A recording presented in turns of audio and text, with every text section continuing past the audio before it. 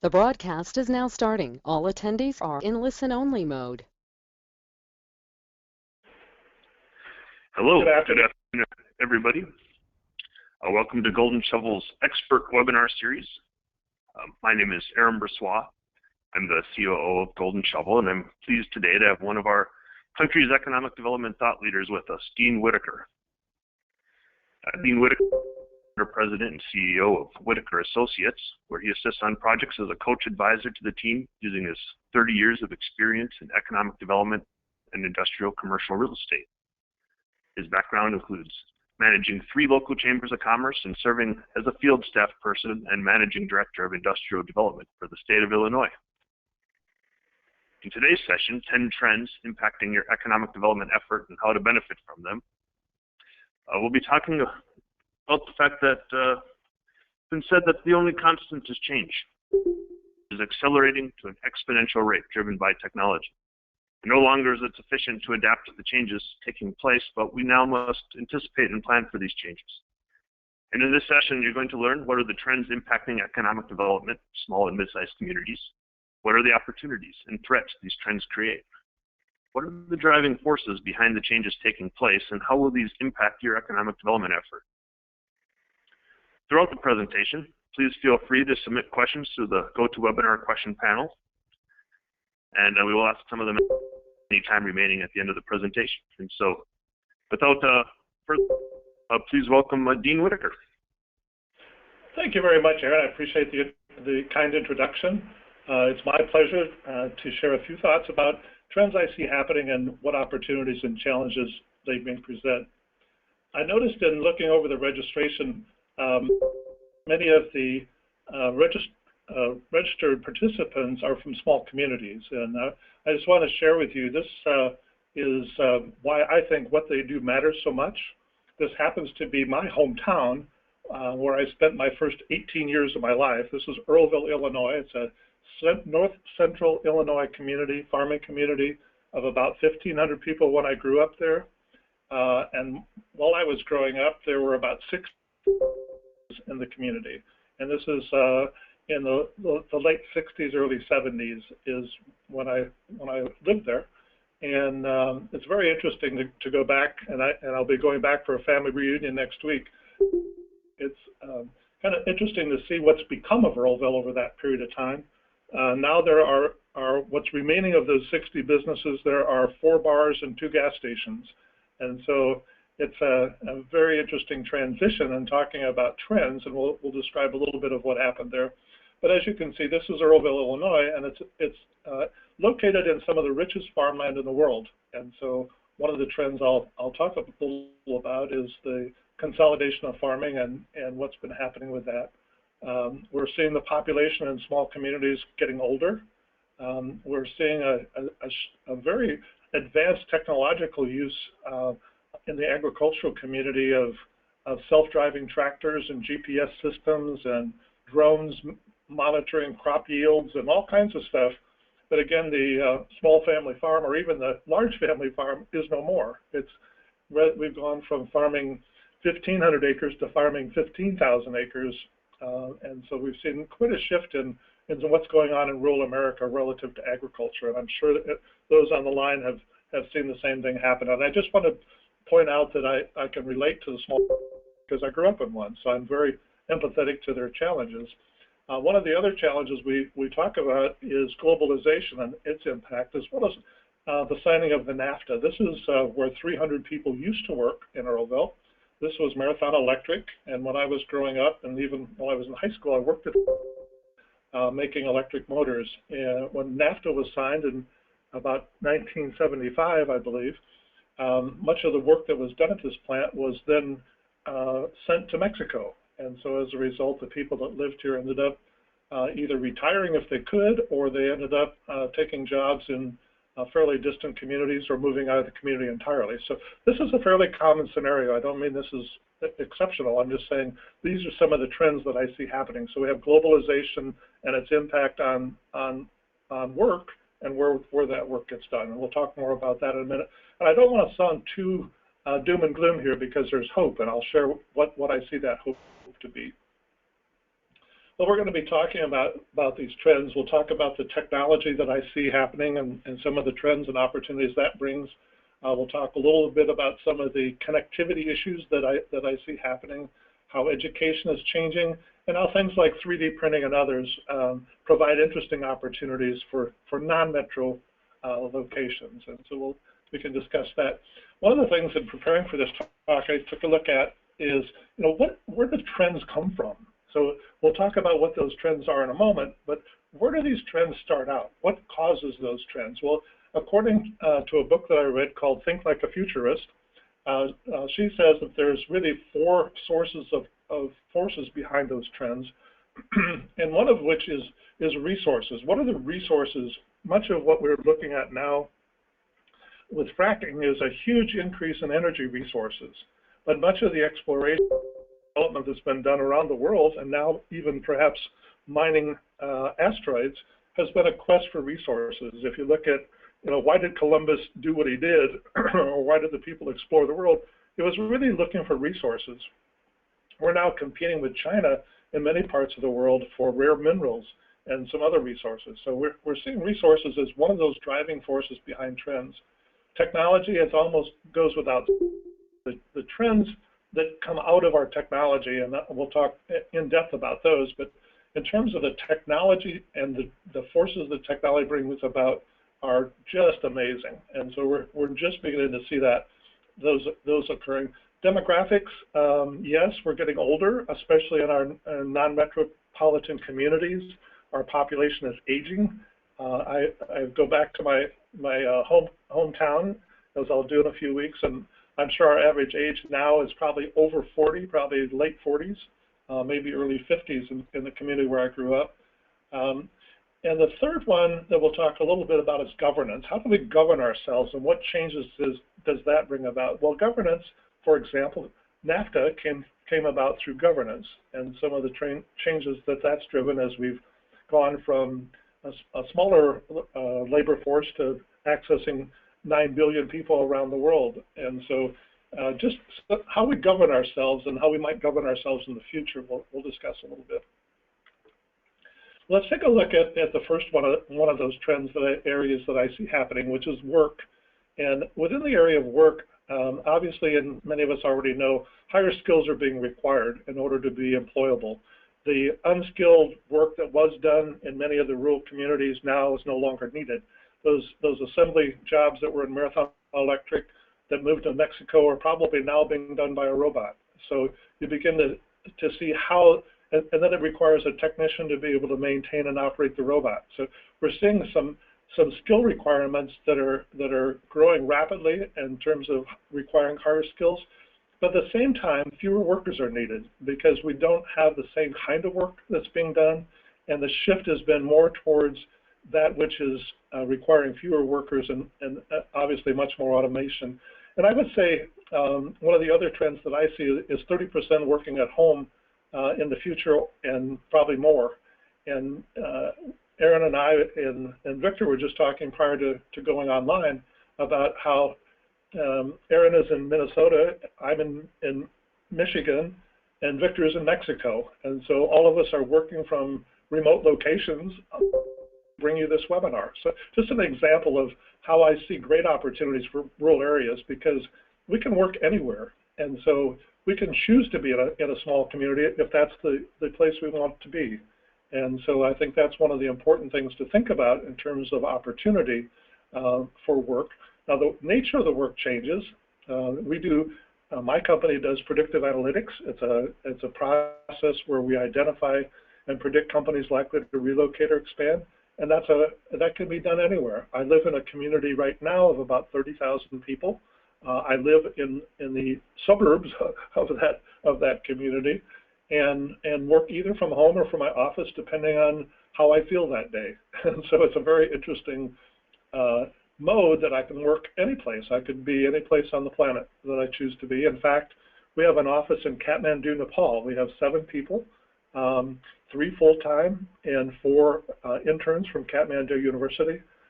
We have master's degrees and PhD candidates who work for our company in various parts of the world. So It's just the way things are done now. It's not, it's becoming the norm rather than the exception. But the point being, we couldn't do this unless we were connected and had good connectivity. So what I also point out in this slide is work moves to the people. It used to be people moved to the work. When I was growing up, people were coming into the Midwest from the South and to work in the factories. And so a lot of things happened then. And then also a lot of that work got shifted to the South and to the Southwest. I'm sorry, to the Southeast. And so the work moved and then to the people. So we're beginning to see work move to the people. The work research that we have done in Kathmandu, we move there electronically, and they move their results of their work back to us electronically. And so we have a web hub application on the internet where we collaborate and create our content that we share with our clients also on the internet. So you begin to see where work is moving to the people rather than people moving to the work, which is, again, a good news for rural areas. Work can be sourced anywhere, and that work can be sourced in rural communities just as it can be in major metropolitan areas. Meaningful work done globally, competitively, and I say that those are two important conditions. One is it meaningful work? Is it work that makes me feel like I'm contributing? That's important. And also can it be done globally? And the answer is there isn't much that can't be done globally. And can I do it competitively? And that gets back to, can I compete? When I'm competing with 9 billion people around the planet, do I have the skills necessary and do I have the resources necessary to compete? Because now the people I'm competing with are all over the world. And so my competition isn't just the company down the street, but my competition is anywhere on the planet. The one thing I want to point out, and this comes out of a book recommendation that I would make, which is called The Second Machine Age, but this chart came from that book. But it talks about, back to work, one of the issues that we're facing is they call it the gap in the book. And the difference is, and this is one of the trends, our median income per capita has been flat since 1975. So if you think about it, in 1975 is about when NAFTA came into effect. So at that point, we expanded our workforce from 300 million, well, actually probably maybe 150 million in the US, to 9 billion people around the planet. So all of a sudden, our workforce grew dramatically, but the work did not, because the demand for our product and services didn't grow at the same rate that the wages did not keep up with the increase in productivity, and that's really what this chart is showing. So we've continued on that same curve to increase in productivity, but we haven't seen that productivity increase get passed along to labor as their contribution to that increase in productivity, and that increase has gone to capital. What we've been seeing for a long time, since 1975, is that shift of where did that benefit of that increased productivity end up? It didn't go to labor, but went to the owners of the capital in that enterprise. So that's one of the issues where we see this income disparity happening. It's been happening for a very long time. And it's not just a matter of a few people being greedy. It's really a matter of capital is being rewarded more than labor is relative to the increase in productivity. Important point to think about as you look at what kind of businesses you want to attract and keep in your community.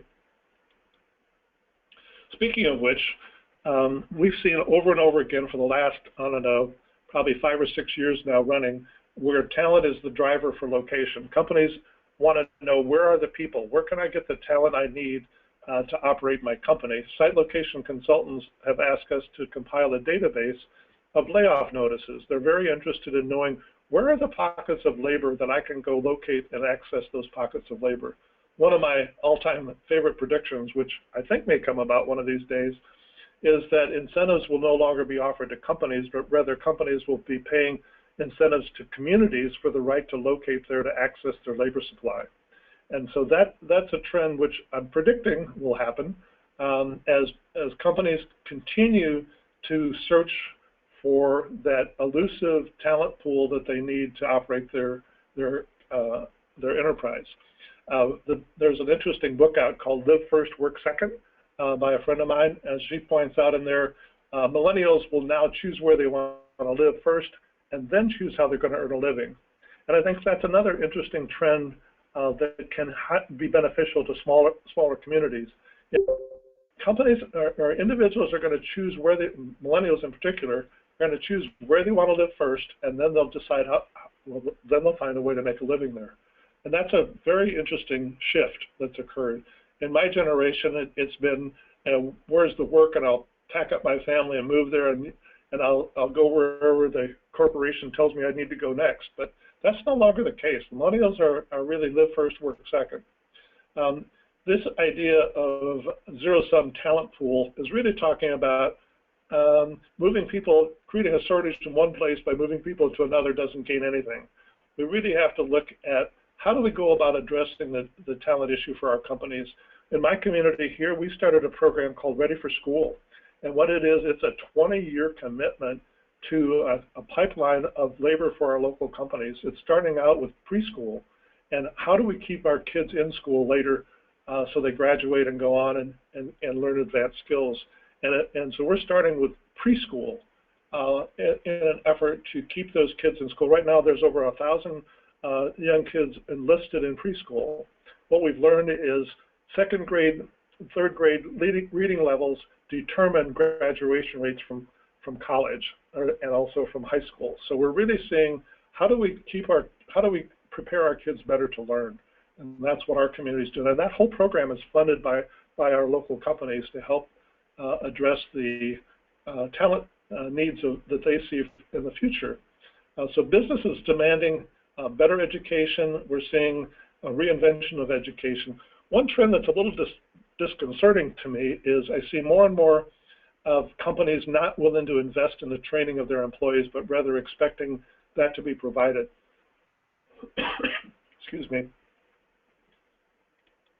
They expected a ready-to-go workforce.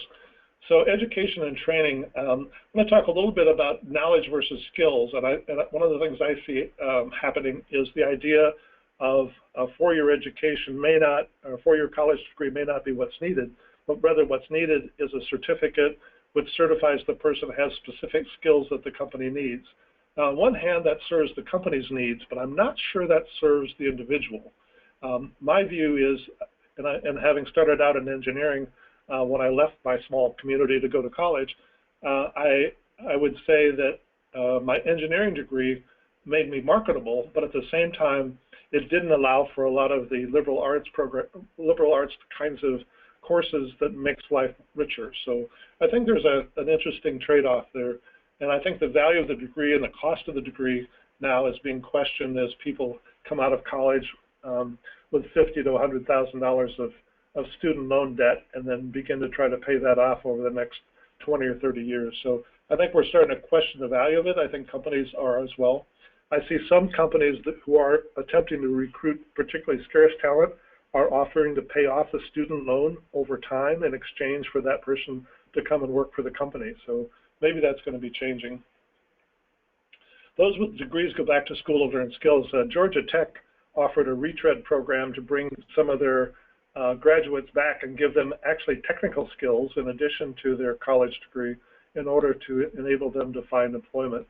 I have a few friends whose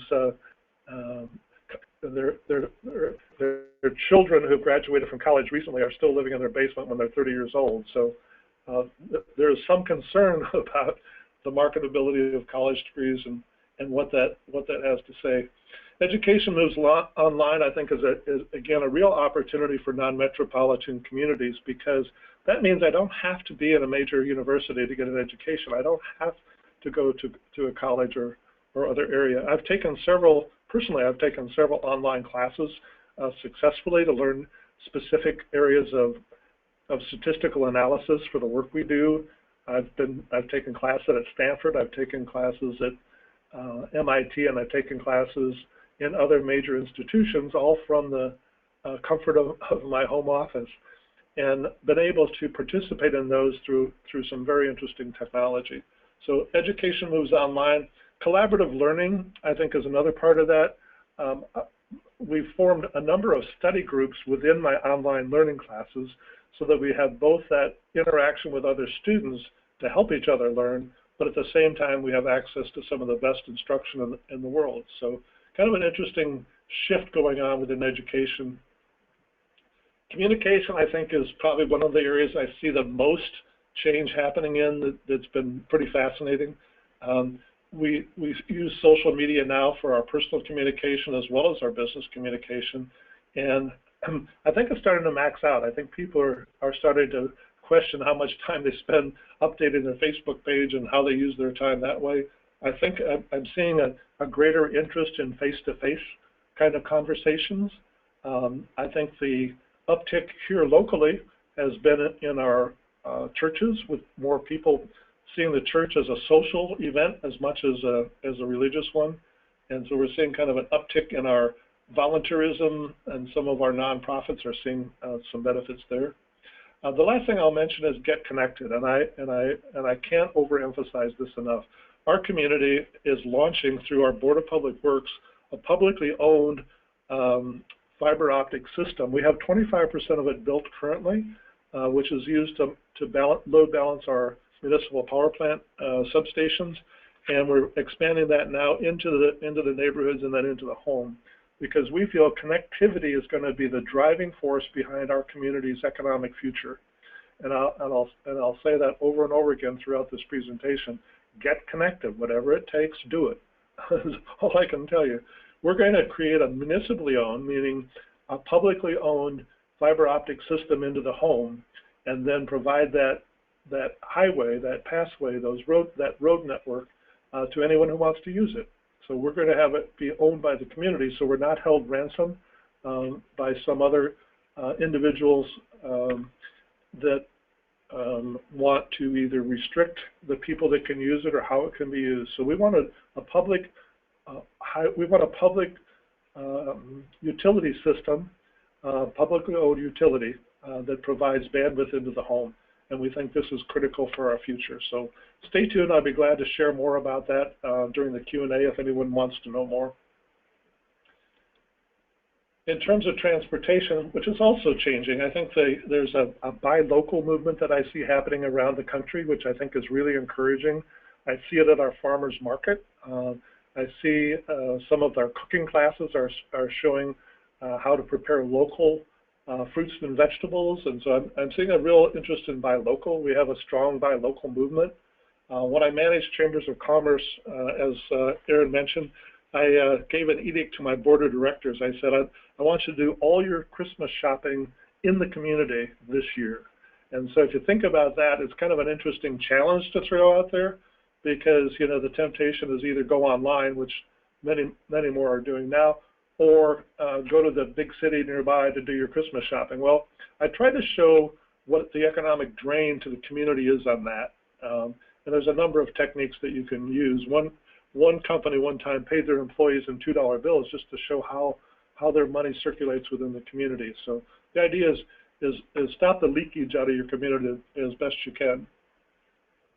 So but at the same time, we have the internet retail sales are creating this demand for distribution centers. But Amazon recently has closed a lot of their remote distribution centers, like in Coffeesville, Kansas, and they have been moving and building near major metropolitan areas. They just built 2 1 million square foot centers near Richmond, Virginia.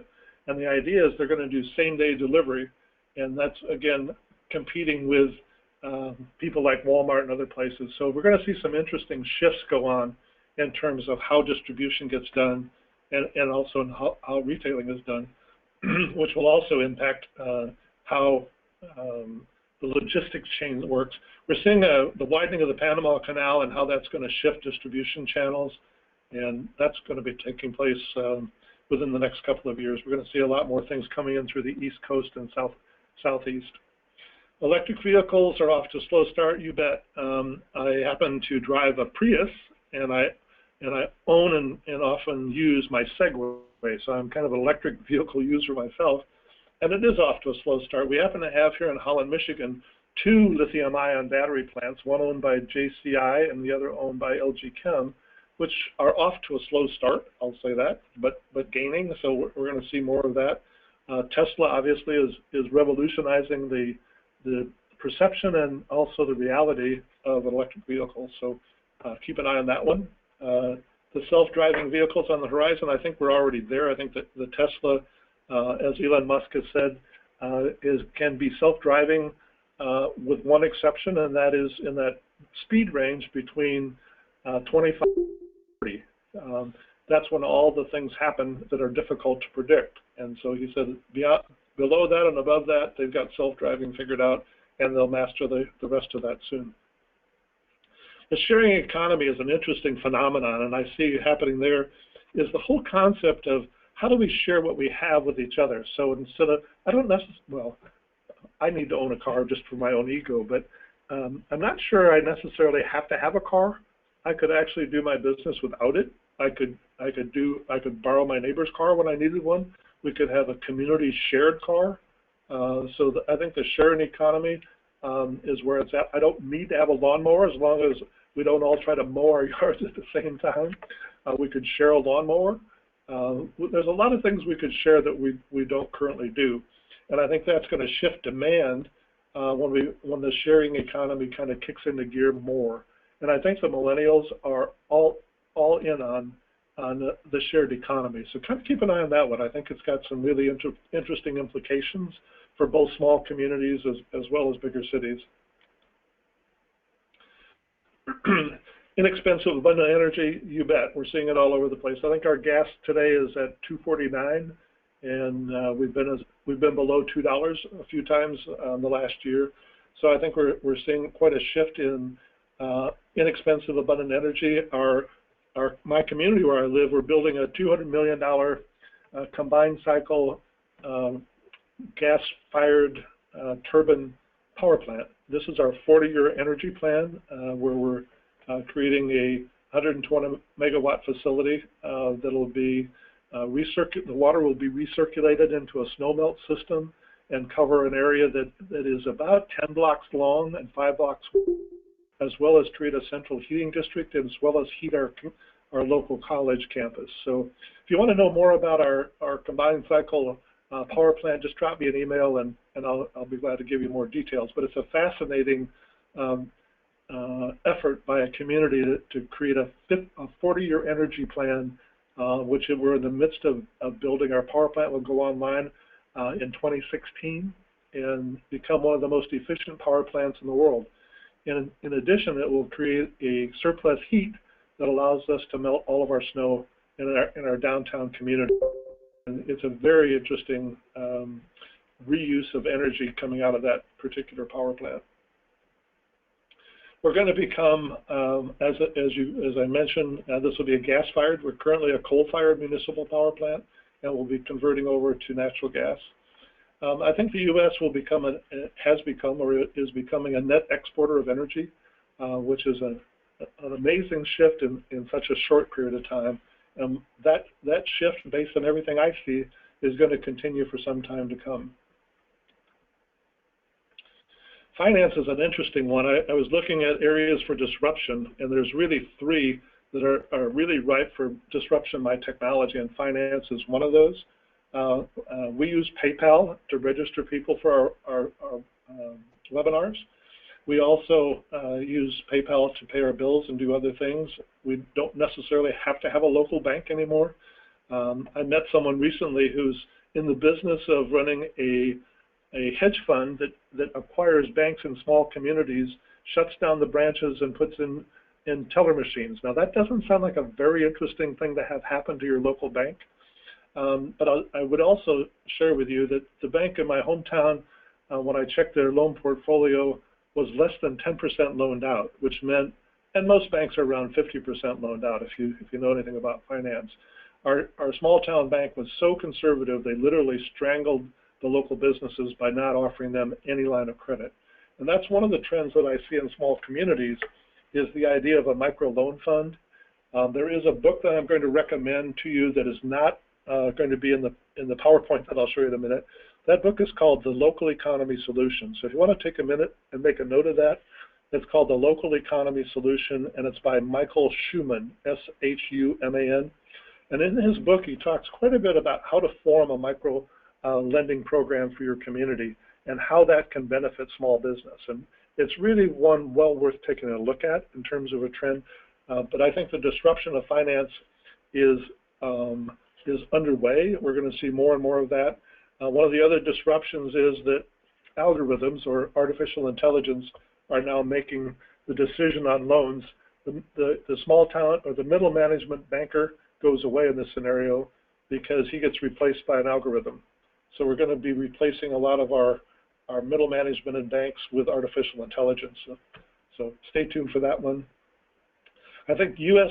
is in the process of devaluing our currency, and one of my predictions is China bails out Europe.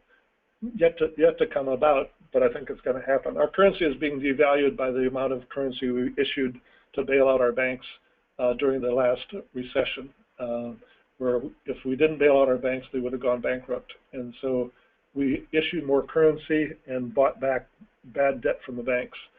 And as a result, we devalued our currency in the process. But so banks are now recapitalized.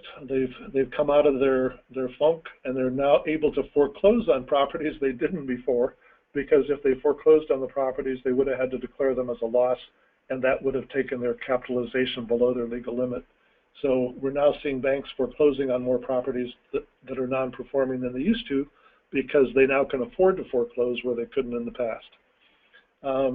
The investment banks continue to block crowdfunding of startups, which is kind of interesting.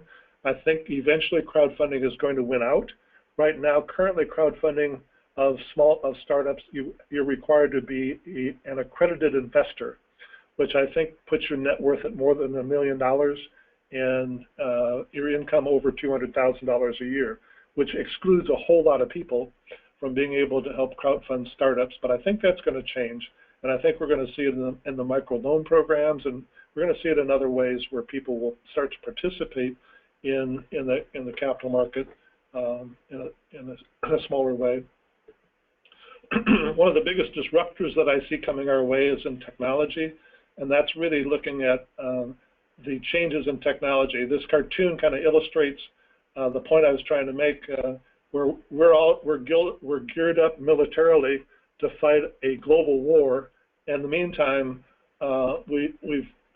we've just begun to take note of our cybersecurity vulnerabilities, both in terms of our utilities, our municipal utilities are vulnerable, our power plants. There's a book out called Cyber Warfare, and in it he says a cyber war will last about 15 minutes. And so the whole idea of cybersecurity, what you may or may not know is we have a cyber warfare center in San Antonio, Texas, that's been there for about 5 years. There's some interesting things you can read about under cyber war if you're interested and want to learn more about that. But I think we are actually in a cyber war already with China, and you'll see more coming out on that in the days and months ahead. Ubiquitous mobile computing, 85% of content is now consumed using a mobile device, either your mobile phone, your iPad, your iPhone, or some other mobile device, including your automobile. So we're going to see more and more content showing up on your mobile device. And something you might want to keep in mind as you develop your websites, is it mobile friendly? Can you easily navigate your website on a phone? Because that's where people are going to be seeing your website in the future. Bioengineering grows. I think it's going to be some interesting stuff. We're seeing some fascinating stuff happening right now in the area of solar energy. And in that regard, some nanotechnology is being used to create some transparent solar panels. So in other words, your window could be transparent, but yet also produce electricity. And with that new technology that's just coming out of the labs right now, it's going to change how things. Think about this. If you could actually paint your car with a solar panel, meaning the whole car would be a solar panel that's charging your battery, how would that change things? A lot, I think. So we're going to see some fascinating stuff coming out of the bioengineering area and how that's going to play out in the near future. Moore's Law, I've mentioned a little bit before. That is, this was an observation made by Gordon Moore back in 1965. And what he noticed was that the rate of technological change was happening at an exponential rate. And what that basically means is the number of transistors that we could put on a chip was doubling every 18 to 24 months. And that has been going on for 40 years. So if you think about that, the power of our computers have been doubling every 18 to 24 months for 40 years. And they expect it will double 2 or 3 more times before we run out of the capability to do that. And that's really one of the challenges that I see happening in technology is as our computers become more powerful, we're going to have artificial intelligence equal or exceeding our own intelligence. And so what does it mean when you get a call from an AI offering you a job? Those are some of the changes that I look at coming up down the road. This exponential rate of change is phenomenal because you don't see it coming. If you notice on this red line graph here, it starts out very slowly and then builds over time, and then all of a sudden it takes off like a rocket. And that's kind of the way a lot of our technology changes happen, is they happen very gradually initially. There's a very low adoption rate, there's a very slow, almost invisible progression that's made, and then all of a sudden you look up one day and it's here. And so I think that's one of the things that we see with technology is that rate of change is accelerating, and with it, the disruption that technology brings about is also accelerating, which is a little disconcerting for us older folks and trying to manage our life within that rate of change. Entertainment, I think, will be changing a bit. We're seeing more and more social media will max out, my prediction, because our discretionary time runs out. It's fascinating to me also to, I have a grandson who's now an 8th grader, just started 8th grade this year, but a left-handed baseball player, first baseman, and having a phenomenal career, but he plays baseball on a traveling, as in multi-state baseball team. I'm just blown away by what's happening in amateur sports and how, I mean, I'm seeing high school football stadiums with skyboxes. How does that happen? Where is all this going, and how did it come about? What's this emphasis on professional amateur sports that's just kind of taken over the world? I don't know. Just again, observation. Entertainment is going to change. Television is as we know it, goes away in the future. It's replaced by the internet and things like Hulu and Netflix and some of the other ways. I think some of the opportunities for small communities is that we can have access to entertainment from wherever through the internet. And so I don't see, being away from a major metropolitan area, the television stations or as being an issue any longer, because entertainment comes to the people. Some of the other influences, and this is kind of close to the end of my slides here.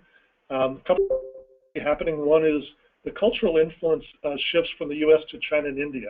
And it's partially because of numbers, but if you think about it, this change has been underway for a while.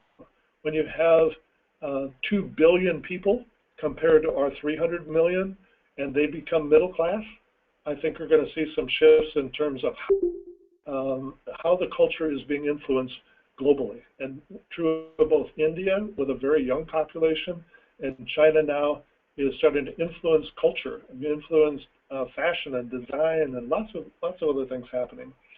One of the sometimes disconcerting areas, good news, bad news, relevancy advertising becomes increasingly frightening. The more advertisers know about you, like Google and other companies, the more targeted their advertising becomes, and pretty soon they'll be anticipating, and already are anticipating your needs before you even know you have them. And so we're going to see increasing levels of loss of privacy and increasing levels of public information about you on the internet. We're also becoming more homogeneous in our thinking due to what I call the information bubble, and that is an idea that we all live inside of an information bubble because we start getting our news from one source, and that source starts to influence our thinking, and we hang out with people that think like we do. If you want to challenge yourself, take a look at Al Jazeera, which is a Middle East news organization. that covers things in a different way, or sign up and receive the Financial Times and take a look outside of your information bubble and see what's going on in the world if you want to get some insight into what's happening that gives you a different perspective. Step outside, go to a conference that you wouldn't normally go to. Go to a trade show that you wouldn't normally go to and see what's happening. I want to remind you there are a couple of, back to the idea of drivers. The three big ones that I see happening now are digital, global, and connected, and we've kind of talked about that. Everything that used to be analog is becoming digital. Nicholas Negroponte, who runs MIT Media Lab, said everything that's above ground will go in the ground and everything in the ground will go above ground. And he's basically saying we're going to digitize the planet and we're going to create a virtual world, and already are. If you look at things like some of the early examples of video games, they were basically virtual reality. And at the moment, I'm mentoring a sixth grader, and actually now he's a seventh grader, just started. And he lives in a virtual world when he's not in school. It's very interesting to talk with him about Minecraft and what he's building and how he's exploring that world and how he's helping create it. The other trend, of course, is global. I think the glance that we've had both in terms of workforce, the impact that globalization is having on rural communities is both an opportunity. It now gives you 9 billion customers around the world, but it also can be a challenge in terms of opening up a very large workforce.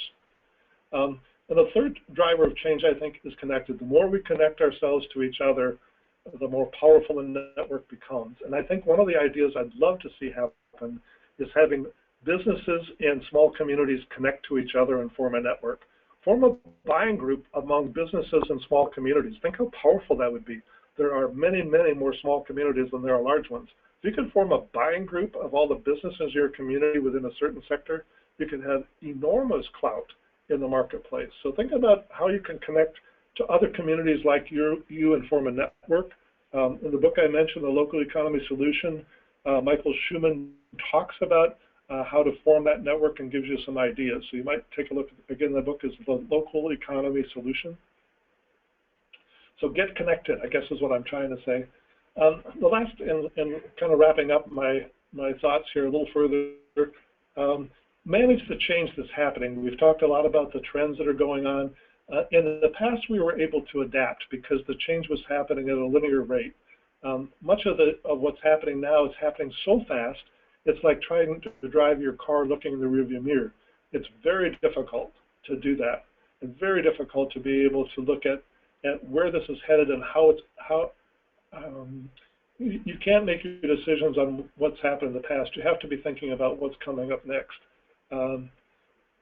Where we've been is not going to help us determine where we're going.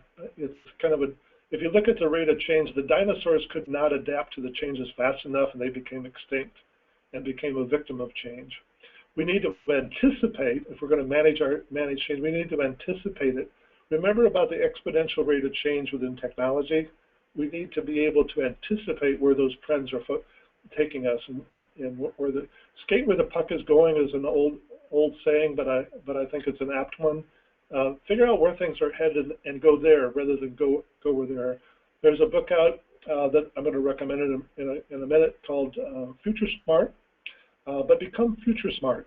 Think about, and again, 80% of people or 90% even are operational thinking, meaning they do day-to-day thinking. They don't think about tomorrow. Maybe 8 or 9% are what I call strategic thinkers. They think about they think in a strategic way. 1% thinks about the future. What if you could have a community future task force created about where do you want your community to be in the future, and what will it look like, and how do we get there? There's two kinds of changes to keep in mind. One is cyclical, and so when you start looking at these trends, are they a linear trend, meaning, for example, like aging? Unfortunately, aging at the moment is a linear trend. We get older, and then so that's what I would call a linear trend. A cyclical trend might be the stock market, goes up, goes down, comes back up again. That would be more an example of a cyclical trend. Perhaps aging will be a cyclical trend someday, but at the moment it's a linear trend. And so we need to think about the trends going on in our lives, and if those are linear or cyclical. This is your homework assignment, and if you just take a moment and jot this down, I'd appreciate it. The slides will be made available to you. However, what I'd like you to do is give you a framework for thinking about the future, and think about using this in a small group in your community. And if you look down the side, look at the 5. This is called STEEP, and you can see why it's called STEEP. It's social, technological, economic, environmental, and political trends. But what are those trends that you see happening in the next 1 to 3 years? What are the trends that you see happening in 3 to 5 and beyond 5? And then take that matrix after you've built it, and then say, what are the opportunities that these trends create for my community, and what are the threats they communicate? I'm going to show you, my next slide here is actually not an eye test. It's actually, let me see if I can make that a little bit larger for you. I guess not. I'm going to ask them to send you this particular matrix. This is one that I created on the STEEP trends that I see. I created 2 different versions. One is the probable future, and the other is the preferred future. So as you think about your trend analysis, think about it in terms of what's happening today and what's probably going to happen in the future, but what would we like to have happen in the future, and what will it take to bring that future about? Here's a couple recommended reading books. These are ones I read for a recent project I did this summer. The Second Machine Age talks about the Second Machine Age, basically the role robots will play in the future. Bold talks about leaders that are making bold moves. Future Smart describes a pattern of ways to think about the future and what they see coming. Rise of the Robots is scary as all get out. The antidote for it is abundance, where technology creates a world of abundance. So those would be some of my recommendations for you. With that, I'll stop my formal remarks and be glad to take any questions and respond to those. And this is my contact information. If you'd like to get in touch with me, feel free to do so. If you'd like to send me your matrix from your homework assignment, I'd love to see that. So with that, Aaron, I'll turn it back over to you and be glad to answer any questions. Excellent. Thank you so much for the presentation, Dean. There are some questions that have come in, and at this point, anybody that would like to ask additional questions, please feel free to type them into the question panel. Go to Webinar Control Panel. Here's a couple of the ones that came through. One of them was about the slides, and so there are going to be slides available, as well as a recording of this webinar. So if you're interested in receiving those from us, you can contact Victor Perez, and his email is vperez@goldenshovel. All right, one of the questions was, how do these changing trends affect your predictive analysis in your work? Do you have examples of how you've had to adjust your approach to be more accurate? Yeah, I would say that's a great question. And one of the areas, it's been more about surprises, I would say, in terms of things that until I started looking at the STEEP process, I hadn't really taken some things into consideration, such as cybersecurity and the need for cyber and the opportunities that creates. We have one client that's their whole focus, is they're focused on it's Alexandria, Virginia, and their whole strategy is take advantage of their proximity to and go after cybersecurity companies. And so you can begin to see how that shifts things, and also how it adjusted the kinds of targets that we recommend to our clients, and also how it shifts our thinking. The idea of connectivity also has been one that's kind of shifted our thinking in terms of our long-range predictions and how that's changing. The exponential rate of change, I think, has probably been the biggest jolt to my way of thinking. Is that, I've been thinking in kind of a linear fashion for a long time, so it's hard to get my head around the idea of things are changing at an exponential rate rather than a linear rate. And so to answer my answer to the question would be, it's caused me to step back and think more in an exponential way rather than linear.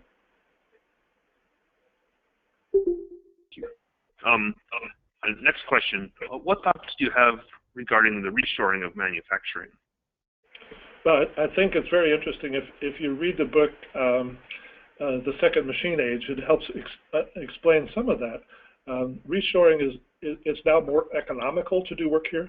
I've actually been on a couple panels with some companies that have moved their facilities back to the U.S. Caterpillar Tractor just brought a large operation back into the Carolinas from offshore, and I was in a panel with a company that brought a vacuum cleaner manufacturing operation to Missouri from China. In both cases, they said part of the reason was if a product, particularly a vacuum cleaner company coming from China, if a product is damaged or flawed when it gets here, the time lag of shipping it back to China to have it repaired or replaced, or making a change in design, is killer in the marketplace, because the markets are moving so fast that by the distance delays of waterborne transportation will cause products to become obsolete. Same with fashion and some other areas. 3D manufacturing, I think, is going to change things a lot. We're seeing aircraft parts being printed now with 3D printers, and we're going to see more of that. So I think in terms of onshoring, I think we're going to see more and more of that happen as the cost of labor is reduced or replaced by robotics. And so it'll be a need for higher skill levels. These companies coming back onshore, but at the same time, I think we'll see more and more of that activity happen.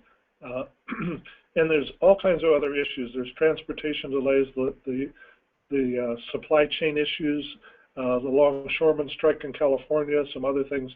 There's a lot of risk associated with being offshore that isn't there when you're producing domestically. Great, thank you. Another question. What are your thoughts regarding the need for small communities to regionalize with the exponential change? Absolutely. And I say that without too much hesitation, as you probably noticed. The ideas work together. No community can stand alone today and be competitive. It requires so much resources and such a sophistication level that a regional approach is, in my opinion, the only way to go. I've worked in economic development consulting now for 27 years, and the most successful organizations I see over and over again are those that are regional in their scope. Companies don't locate in a community, they locate in a region. The workforce isn't located in a community, it's located in a region.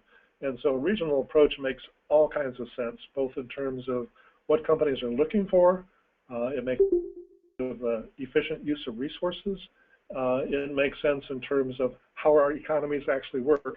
Our political boundaries are obsolete, in my opinion. We really need to look at things in terms of a labor shed or an economic area rather than a political one. All right, thank you.